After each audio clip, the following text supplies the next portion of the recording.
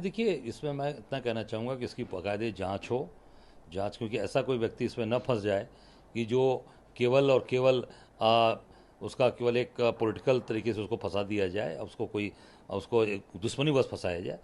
जिसकी पूरी तरीके से जांच हो, इसकी पूरी तरीके से सारी चीज़ें जांच करने के बाद ही उसके ऊपर ये मुकदमा दर्ज हो, तभी उस व्यक्ति के साथ न्याय हो पाएगा। अन्यथा नहीं तो इस पूरे कानून का दुरुपयोग होगा और उसको लोगों को फंसाया जाएगा। हम तो एक संशोधन तो ये मान रहे हैं, ये जो धर्म परिवर्तन वाला था उसमें ये है कि मुकदमा चलाओ, तो मैंने इतने संशोधन देते हैं। गैंगस्टर में भी दिया था, जब बन रहा था तब भी मैं एमएलए था।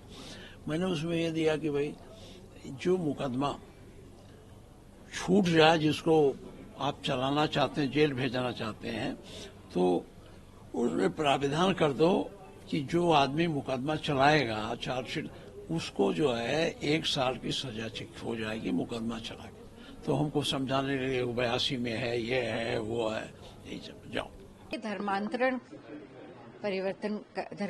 परिवर्तन का कानून है और ये किसी एक धर्म या मजहब के लिए नहीं, ये किसी भी धर्म के कन्वर्जन से संबंधित है।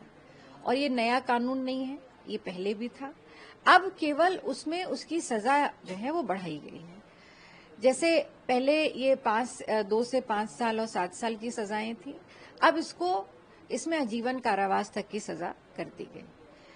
दूसरा, इसमें पहले ये था कि एफआईआर या तो पीड़ित लिखा सकती है या उसके परिवार का कोई लिखा सकता है। अब उसमें संशोधन कर दिया है कि उसके जान पहचान का भी कोई व्यक्ति लिखा सकता है। तो कहीं ना कहीं आपने इसको एक बहुत ओपन एंड छोड़ दिया, लूज एंड छोड़ दिया है। कोई भी व्यक्ति जिसके मान लीजिए किसी से भी अपना व्यक्तिगत कोई दुश्मनी है, कोई बात है, तो वो भी लिखा सकता है किसी को भी। पुलिस के आपने इतना राइट दे दिया है कि वो एफआईआर लिखे और लिखने के बाद बिना नोटिस के, क्योंकि 10 साल से ज्यादा की सजा है, तो उसमें पुलिस को कोई परमिशन लेने की आवश्यकता नहीं कोर्ट से, उसको अरेस्ट करके वो सीधे जेल भेज देगी। तो ये तो पुलिस स्टेट को आप प्रमोट कर रहे हैं। और तीसरा, आपने उसमें यह भी प्रावधान कर दिया है कि जो पीड़ित है, जो आरोपी है, अगर वो कोर्ट में प्रस्तुत होता है बेल के लिए, तो उसको बेल बिना गवर्नमेंट काउंसिल को सुने नहीं दी जाए। तो आपने हर तरफ से एक इस तरह का एक कस दिया है। मैं इस बात को स्पष्ट करना चाहती हूँ कि कोई भी धर्म, कोई समाज और कोई भी समुदाय, और मैं अपने आप को इससे जोड़ती हूँ, जबरदस्ती धर्मांतरण के पक्ष में नहीं है। हम भी चाहते हैं कि इस तरह की घटनाओं पर रोक लगनी चाहिए। पर मैं संविधान की अगर बात करूं, जो बाबा साहब भीमराव अम्बेडकर का बनाया संविधान है, कि आप आरोपी को तो सजा दीजिए, पर किसी निर्दोष को अगर एक को भी आपने सजा दे दी तो हमारे संविधान का वो अपमान है। तो कहीं ना कहीं जिस तरह से आपने इसके लूज एंड छोड़ दिए हैं, वो इस तरह से द्वेष की भावना से क्या मुकदमे लिखाए नहीं जाएंगे। पुलिस के हाथ में आपने इतना अधिकार दे दिया है। जांच कौन करेगा इसके बाद? वो भी पुलिस करेगी।